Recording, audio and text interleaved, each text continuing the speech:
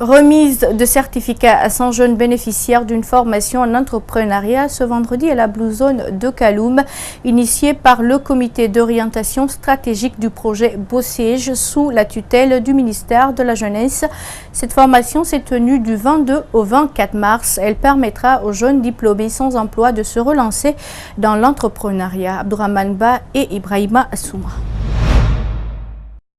Ils sont au nombre de 100. Tous des jeunes diplômés qui seront accompagnés par le comité d'orientation stratégique du projet Bossège sous la tutelle du ministère de la Jeunesse. Durant 3 jours, ils ont bénéficié d'une formation assurée par l'Institut international de l'eau et de l'environnement.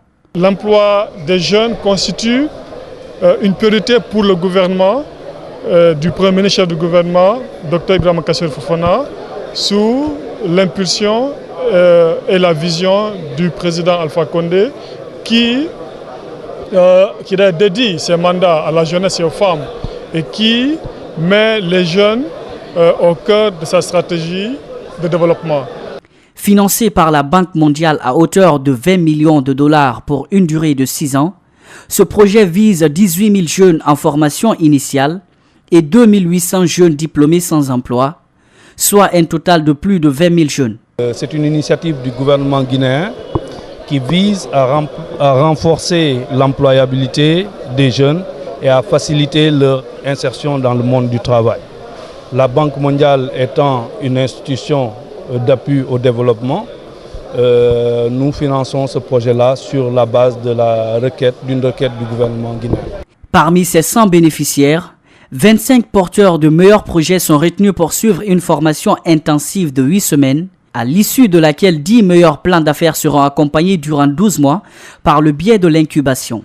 L'INTIC, en fait, mon projet il est basé sur ça. Je suis en train de mettre en place des solutions informatiques, mais sur le projet Paye Mobile, je veux commencer par celui-là et je vais vraiment révolutionner, changer beaucoup de choses et dans la nouvelle technologie de l'information et de la communication. Les 75 autres jeunes ne seront pas oubliés, car le département de la jeunesse a promis un accompagnement en leur faveur.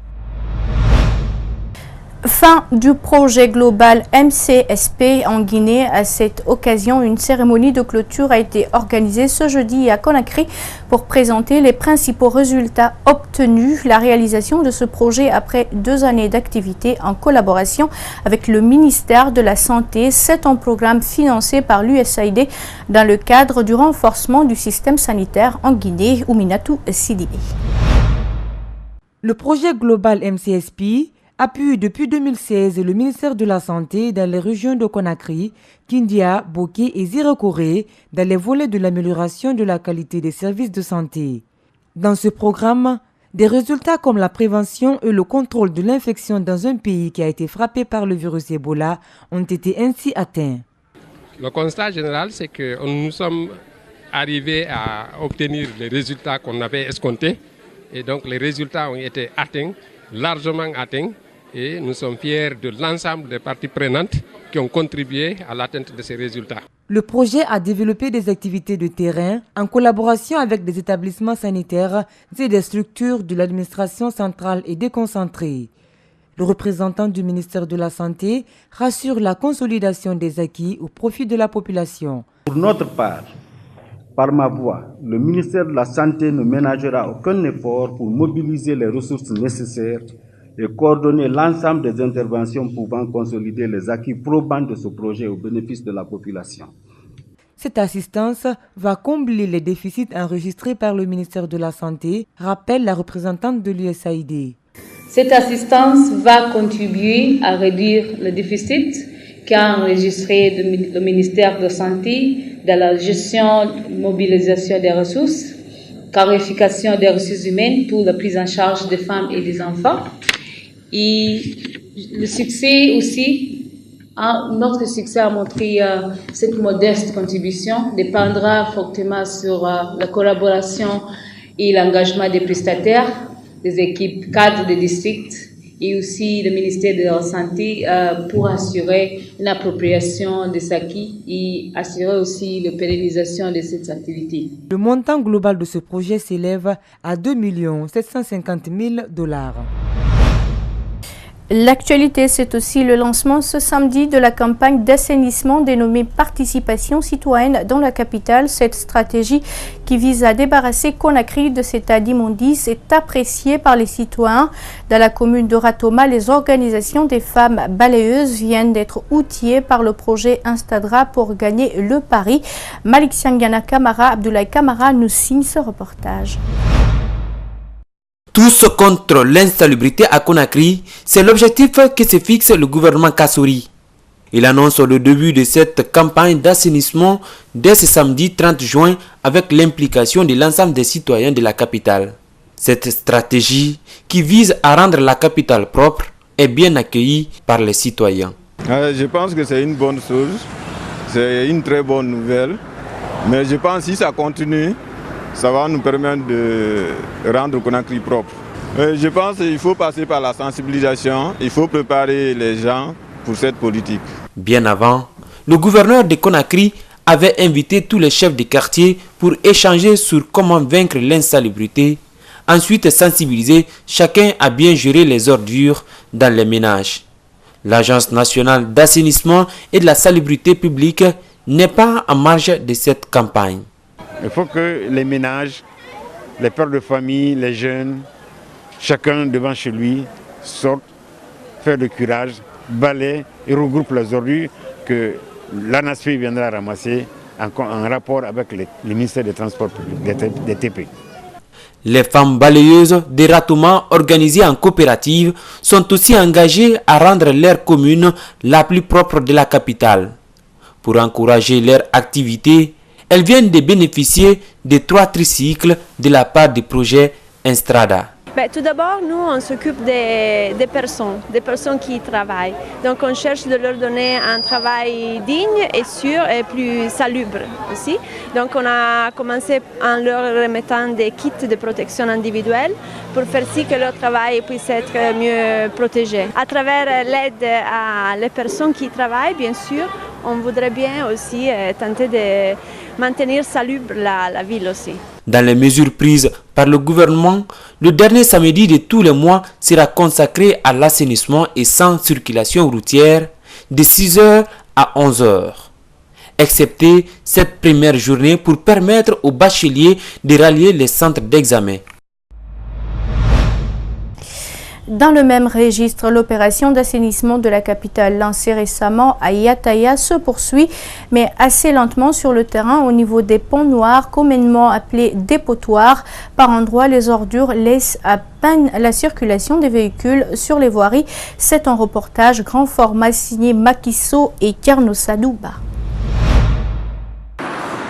11 000 tonnes d'ordures par jour, c'est du moins le chiffre que brandit l'Agence nationale d'assainissement et de la salubrité publique. Devant l'ampleur des dégâts causés par ces ordures, le gouvernement enclenche une campagne d'assainissement. Mais sur les points noirs où sont déversées tous les jours les ordures, il y en a qui se plaignent. Moi, je voulais qu'on va interdire de jeter les ordures ici. Qu'est-ce que tu attends ici? Moi, je travaille à Houlawa, je suis tapissé. T'as compris quoi? Ici, là, ça me fait mal, quoi. C'est ça le problème. Tu as vu, j'étais arrivé même là-bas, jusque là-bas. Moi, je voulais que même on interdise maintenant ici. C'est ça que moi, je voulais. Même ma santé, ça me fatigue. Je demande au gouvernement d'aider nous pour débarrasser les ordures. Ou bien on envoie le calabraise ici, pour déposer ici. Chaque une semaine, tu viens, tu ramasses le calabraise. Nous, on va aider celui qui envoie le saleté ici. On ne dépose pas sur la terre. Pour ce éboueur qui y travaille, nombreux sont les motocycles qui arrivent sans arrêt.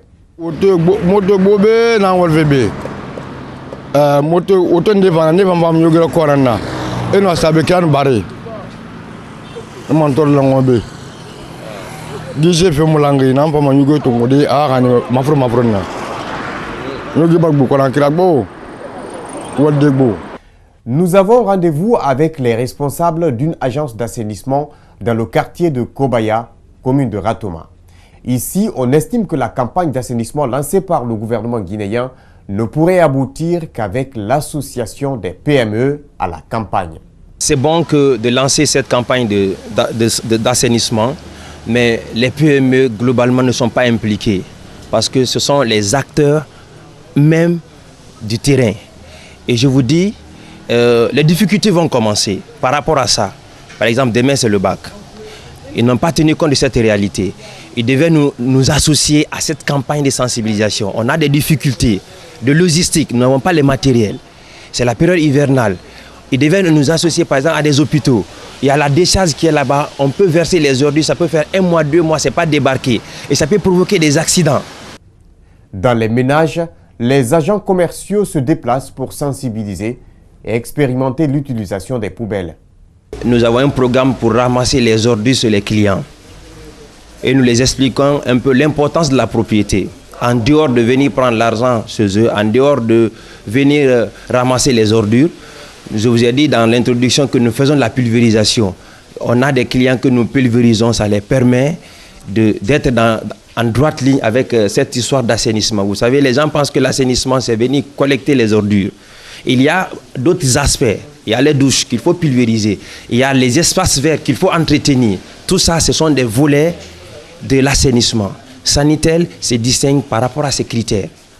Depuis près d'une semaine, notre tentative de joindre le directeur général de l'Agence nationale d'assainissement et de la salubrité publique est restée vaine. Pourtant, la campagne était placée sous sa direction. La surcharge est interdite en Guinée malgré la sensibilisation menée auprès des chauffeurs. Certains parmi eux continuent de défier la loi. Ce vendredi matin, la police routière de Matoto a interpellé un taxi de 4 places qui avait à son bord 9 femmes vendeuses entassées comme des boîtes de sardines. La police compte déférer le chauffeur pour qu'il subisse la rigueur de la loi. Ce taxi a été intercepté au carrefour de la tannerie. Mamadou Kalisso et Abdoulaye Kamara y étaient suivis. Les taxis qui font la navette entre Matoto, Koza, Koloma, Bessia et même Bambeto font souvent des surcharges. Pour un véhicule de 4 places, parfois on retrouve 9 personnes, voire 12, sans compter les bagages. Chauffeurs et passagers défient la loi sous prétexte qu'il y a une crise de voiture. Le taximètre qui est interpellé ce matin est un récidiviste, selon la police routière de Matoto. Le chauffeur qui a été interpellé aujourd'hui, hier il a fait la même chose. Dès qu'il m'a vu traverser seulement, il a pris la fuite, il est parti. Aujourd'hui encore, je l'ai vu venir.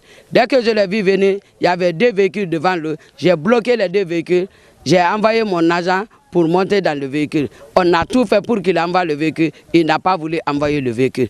Dès après l'arrestation du conducteur par la police, les femmes se sont interposées. Elles auraient secoué les agents pour exiger sa libération. Il a fallu qu'on m'appelle. Je suis venu en courant maintenant. On a tout fait. Ils se sont rebellés que le véhicule ne bouge pas. Le véhicule ne bouge pas. Il a fallu les commissaires qui sont au commissariat urbain ici, qui se sont mobilisés maintenant de venir leur demander est-ce que ça se doit. 4 personnes devant. Donc le véhicule ne bouge pas. Il a fallu qu'on pousse le véhicule pour le faire garer dans la cour. Les personnes à bord du véhicule ont reconnu effectivement qu'elles étaient en surcharge. Elles affirment être conscientes d'avoir violé la loi. Nous étions 6 derrière. Nous savons que c'est anormal. Nous le regrettons. Le chauffeur aussi a reconnu l'infraction commise. De surcroît, il n'avait même pas son permis de conduire. Il y a combien de personnes devant? Tu sais que ce n'est pas normal. Oui. Pourquoi tu l'as fait? C'est pas une raison? Oui. Thierno Madju Diallo devrait être entendu sur PV, puis déféré. Il va servir d'exemple, promet la police routière de Matoto. Et voilà qui met fin à cette grande édition d'information. Tous, merci de l'avoir suivi. Merci également à l'équipe de la rédaction ainsi qu'à celle technique. Et passez un excellent début de week-end où que vous soyez. Au revoir.